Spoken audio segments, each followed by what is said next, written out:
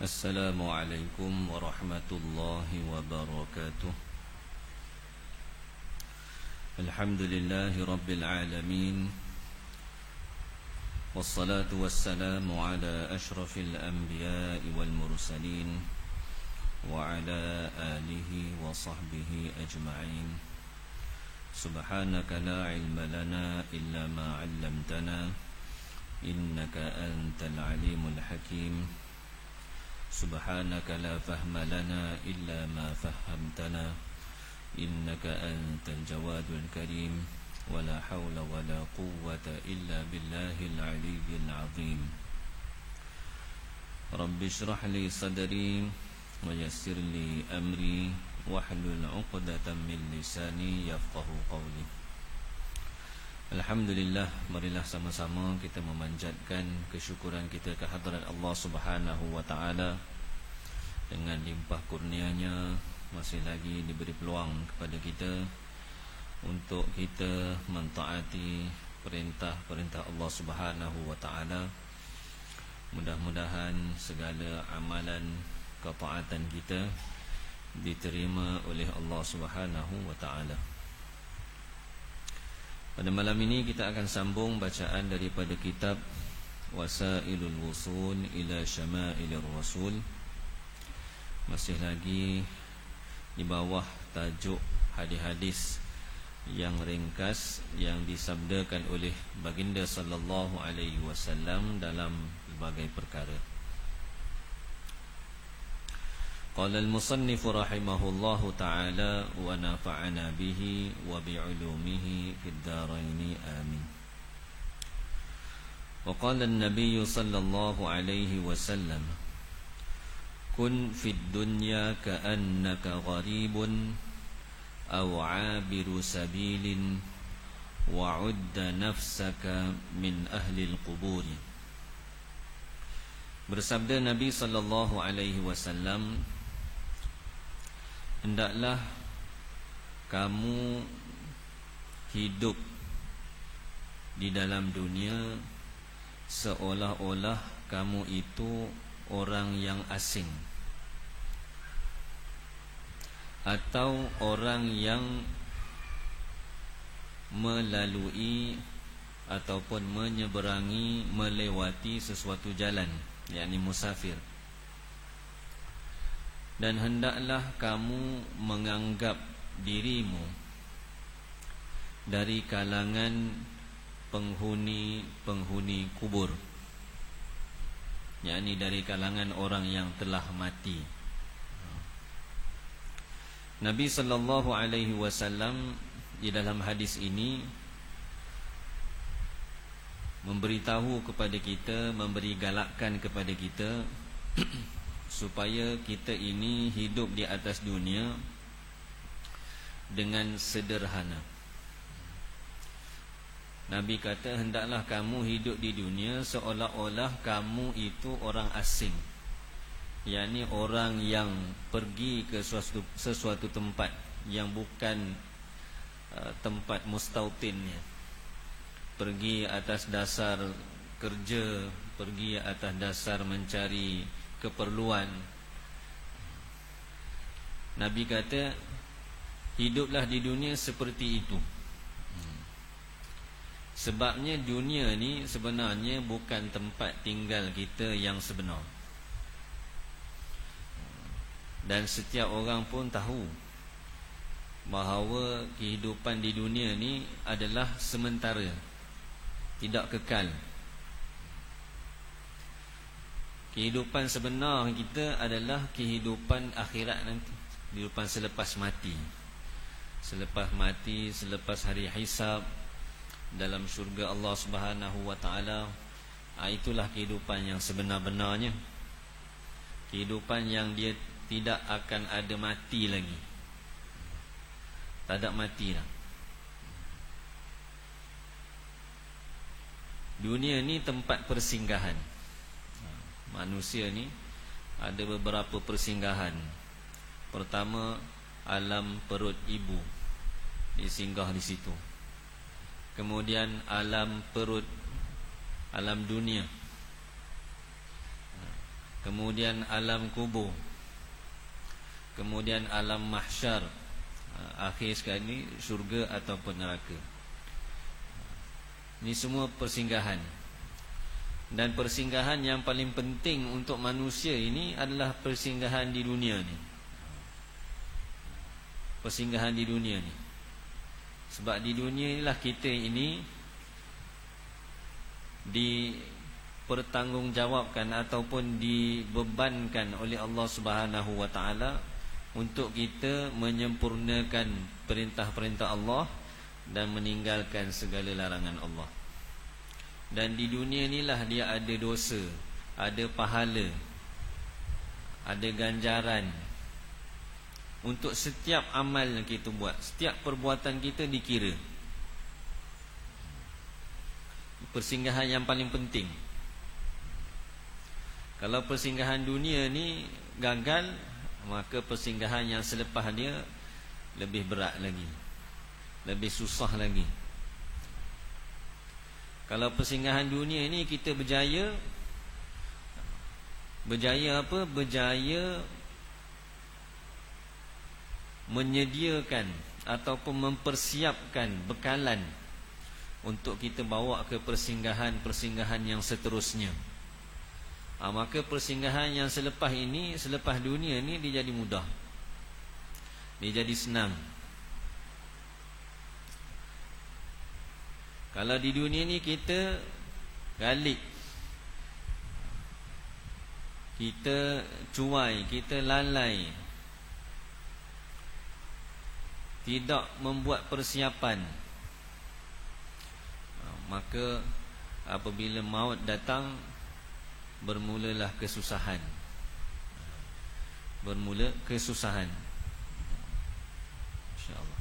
Sebab tu Nabi kata, hidup atas dunia ni kamu jadilah seperti orang asing, orang yang pergi merantau, pergi mana-mana tempat untuk cari rezeki dan sebagainya. Biasanya dia pergi itu, dia tak ada niat dia duduk situ.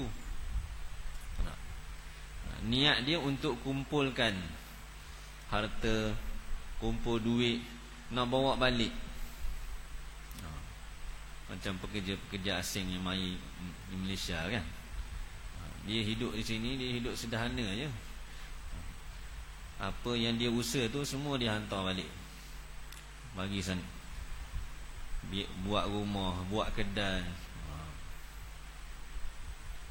Ada satu tempat tu saya pergi di Bangladesh, Joshua nama tempat tu, sempadan dengan India, dengan Kolkata.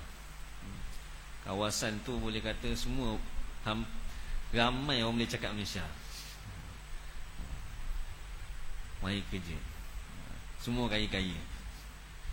Hasil dia duduk berapa tahun di Malaysia tu, dia buat cari duit, balik, oh ni jadi token ni, oh ni jadi token ni, buka kedai. Dia mari tu bukan nak duduk sini, kebiasaannya. Walaupun ada juga yang mari tu tak mau balik dah, tapi kebiasaannya orang asing ni, dia mari bukan nak duduk sini, dia ada apa-apa keperluan dia, selepas tu dia nak balik. Dan kalau boleh sesegera mungkin dia dapat selesaikan dia punya target dia tu, dia pun balik. Begitulah manusia ni hidup atas dunia ni. Kita hidup dengan kadar yang sederhana. Tempat kita, tempat mustautin kita sebenar ala akhirat nanti. Jadi kalaulah kita sedar keadaan ini, dunia ni tempat kita cari bekalan. Cari bekalan. Bekalan imannya, bekalan amalnya. Dia tak ada kisah dah. Orang mari kerja tu, dia tak kisah dah kerja pagi, petang, siang, malam, kerja letih. Kadang-kadang kita tengok siang, tak ada cuti, tapi dia buat juga. Sebab apa? Sebab nak dapatkan sesuatu tu. Begitu juga kita hidup di dunia ni. Kita nak dapatkan apa? Nak dapatkan redha Allah, nak dapat syurga Allah. Maka di kehidupan dunia ni kena sentiasa beringat, kita ni datang ke dunia ni sementara. Bahkan Nabi SAW tambah lagi dalam hadis ini, hendaklah kamu hidup di dalam dunia seolah-olah kamu itu orang asing. Bahkan sebahagian ulama terjemah lafaz au, biasanya kita terjemah atau, tapi sebahagian ulama kata au di sini dengan makna bahkan. Bahkan anggaplah diri kamu itu orang musafir, orang yang pergi ke suatu tempat kerana ada sesuatu hajat. Yang ni dia tak berduduk situ. Sebab gharib ni, orang asing ni, kadang-kadang dia duduk juga situ, dah balik-balik dah. Tapi nak bagi tahu, nak bagi tahu pada kita bahawa kehidupan dunia ni bukan tempat kita yang sebenar. Nabi kata, anggaplah diri kita ni atas dunia ni, kita ni lalu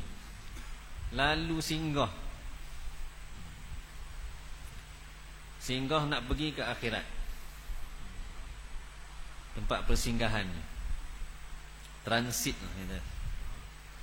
Transit, destinasi sebenarnya adalah akhirat. Maka nak tak nak, kita di kehidupan dunia ni memang kena berusaha bersungguh-sungguh. Kerana dengan kadar usaha kita lah, kadar usaha kita berusaha untuk menyempurnakan perintah-perintah Allah Subhanahu Wa Taala, kadar itulah Allah Subhanahu Wa Taala akan beri ganjaran kepada kita, beri balasan kepada kita.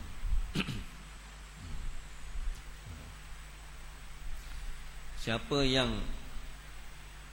jalani kehidupan dunia itu dengan sekadarnya, dengan sederhana,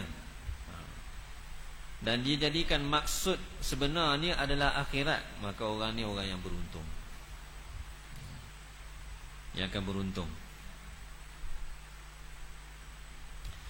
Dan juga Nabi SAW bersabda, wa'udda nafsaka min ahlil qubur. Nak bagi tahu lebih lagi supaya kita ni yakin bahawa dunia ni bukan tempat kita yang sebenar. Nabi kata, anggaplah diri kamu sebahagian daripada penghuni-penghuni kubur. Kita ni orang-orang yang bakal masuk ke dalam kubur, akan mati, akan sampai ke sana. Itu kita punya pengakhiran dunia kita. Ajal kita sampai, mati. Orang yang kalau dia tahu dia nak mati, maka dia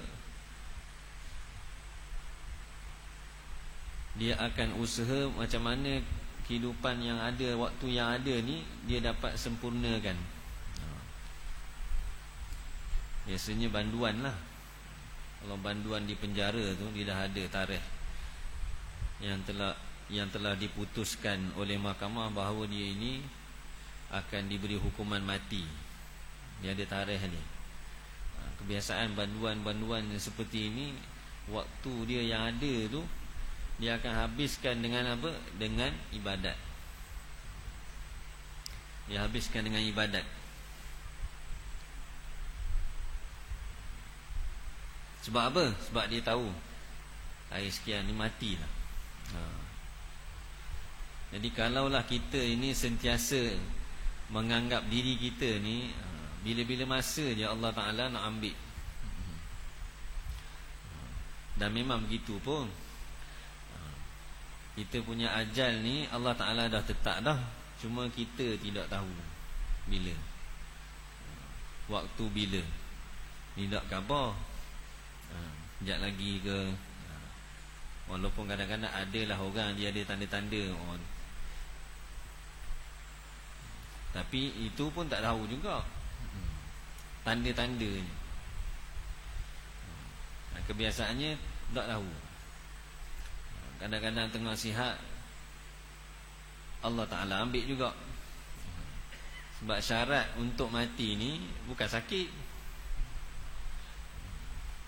Syarat untuk mati ni hidup.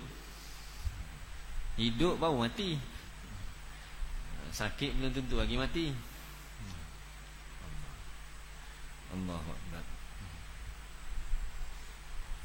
Kalau kita hidup di atas dunia ni dengan menganggap bahawa kita ini bila-bila masa je akan mati. Kalau betul lah perasaan tu dia masuk dalam hati kita, memang kita tak ada dah rasa nak enjoy ni, tak ada.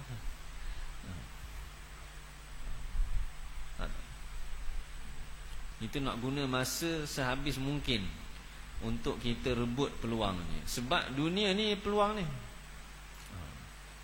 Nak buat amal ni kat dunia ni, nyawa keluar daripada badan kita, habis. Waktu tu tak boleh buat apa dah. Tak ada kesan lah. Menyesal ke, yakin ke, dia tak ada kesan. Kesan dia di dunia ni. Satu subhanallah kita sebut, kesan dia besar. Walaupun sebut subhanallah, ada nilai dia yang besar di sisi Allah Subhanahu wa taala. Ada pahala dia. Kita berdoa pada Allah Subhanahu wa taala, minta ampun pada Allah, keluar air mata. Keluar air mata, menangis kerana teringatkan kesalahan kita, dosa kita. Dalam hadis sebut, setitis sahaja air mata tu dah cukup dah untuk padamkan api neraka. Setitis sahaja. Tapi nak keluar setitis tu susah tu. Kalau tengok Hindustan boleh menangis, doa tak boleh nangis. Dia tengok cerita ni nangis. Orang berlakon je. Tapi kita mengenangkan dosa-dosa kita, susah nak menangis. Tak rasa nak menangis. Allah.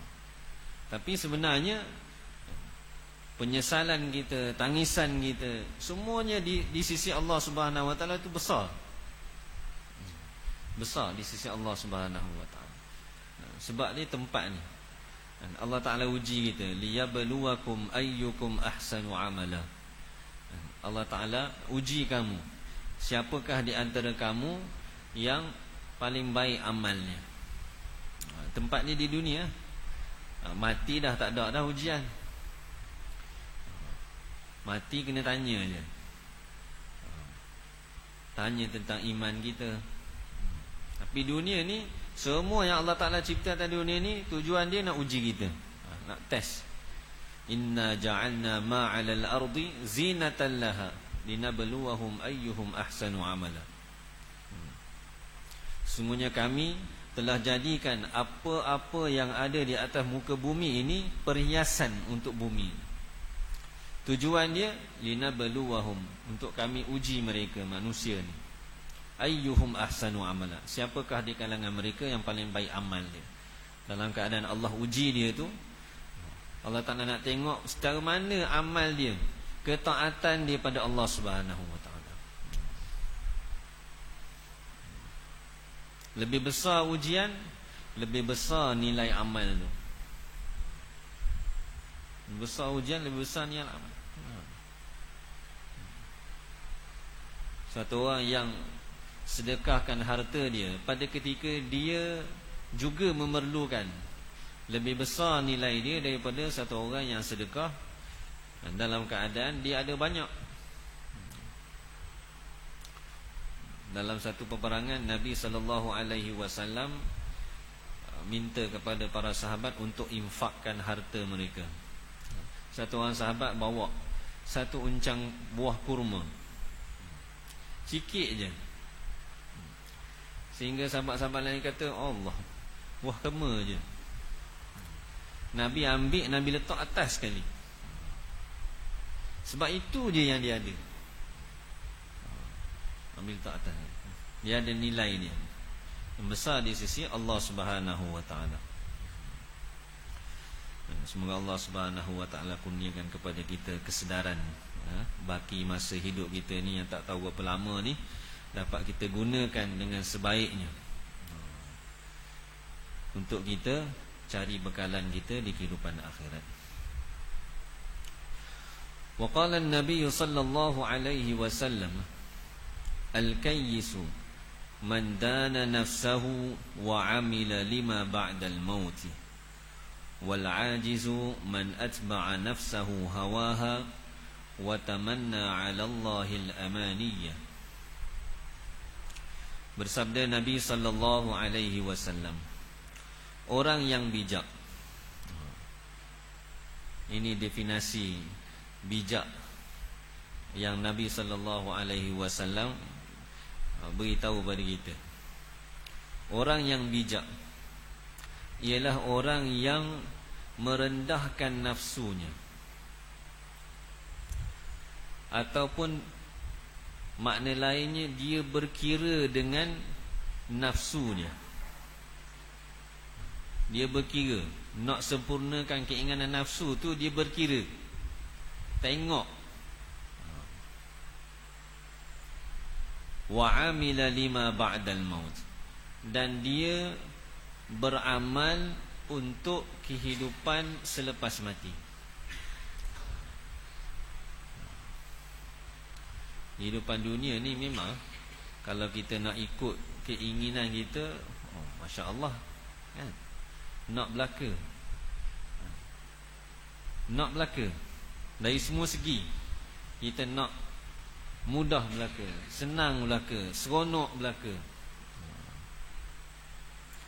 Tetapi di kehidupan dunia ini, Allah Ta'ala ikat kita dengan perintah-perintahan, ikat kita dengan larangan-larangan dia.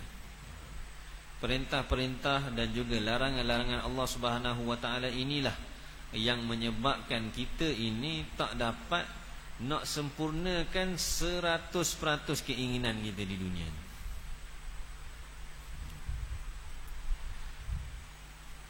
Kerana itu, sesiapa yang dapat tahan keinginannya, mengikut apa yang Allah Ta'ala kehendaki, balasan dia di syurga. Allah Subhanahu wa Ta'ala akan beri kepada dia apa saja yang dia nak. Dalam syurga tu, ikutlah nak buat apa pun. Nak makan, nak minum, nak tidur, nak apa lagi, semua yang dilarang atas dunia ni, orang tak boleh, di sana boleh. Atas dunia ni Allah tak beri kita minum arak. Akhirat nanti bukan bagi minum arak, sungai tu bagi. Minumlah puas-puas, seronok. Nak makan, nak minum, nak berseronok dengan wanita, tempat dia semua di dalam syurga Allah SWT. Dunia ni bukan tempat dia. Dunia ni ada banyak sekatan. Untuk orang beriman, banyak sekatan. Dia ada batasannya, batasan. Dia ada had-hadnya, tak boleh langgar. Allah Ta'ala letak tu, nak tengok kita ni nak ikut ke tak boleh ikut. Tapi maksud utamanya ialah kita tekan segala keinginan kita, dan kita berusaha untuk buat amal bagi kebahagiaan, kesenangan kita selepas mati nanti. Buat persiapan. Sebab tu ada orang kata nak masuk syurga ni senang je. Nak masuk syurga senang je. Dia kata kaki kiri pijak nafsu, kaki kanan masuk syurga. Bunyi mudah je, macam masuk keluar masjid. Kaki kiri pijak nafsu, kaki kanan masuk dalam syurga. Memang senang.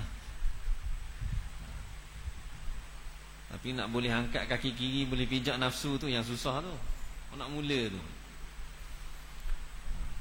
nak tekan nafsu kita, nak ikut.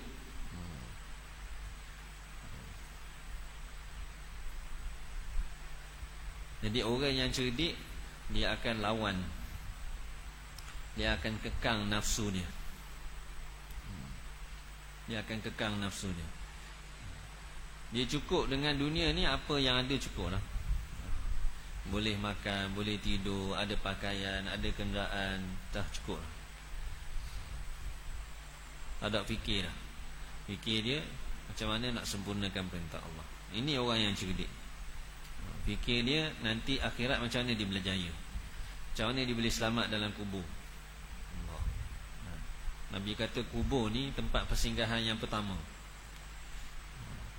Selepas dunia, untuk kita sampai ke akhirat, persinggahan yang pertama dia kubur. Kalau kubur kita ni selamat, yang selepas tu selamatlah. Kalau kubur ni susah dah, yang selepas tu lebih susah. Lebih susah. Walaupun orang beriman ni, selagi di atas dunia ni tidak ada perkara-perkara yang menyebabkan terbatalnya iman dia, di akhirat nanti akhir sekali dia akan dimasukkan ke dalam syurga juga, disebabkan iman yang ada pada dia. Tetapi siapa yang sanggup? Sebelum nak masuk dalam syurga tu kena bakar dulu, kena siksa dulu. Kita nak tidur nyamuk mari ketik pun tak boleh tidur dah. Usah dah api, kena ketik nyamuk tak boleh tidur dah. No, saya di Pakistan musim panas, musim pijat, tak boleh tidur pijat. Allah, banyak pijat dia. Sebab di lantai masjid dia tu dia pakai tikar apa ni, macam mengkuang tu, tapi daun dia buat daripada daun. Pijat suka duduk dalam tu, duduk celah-celah tu, masya-Allah, tak boleh tidur. Itu baru kena ketik pijat.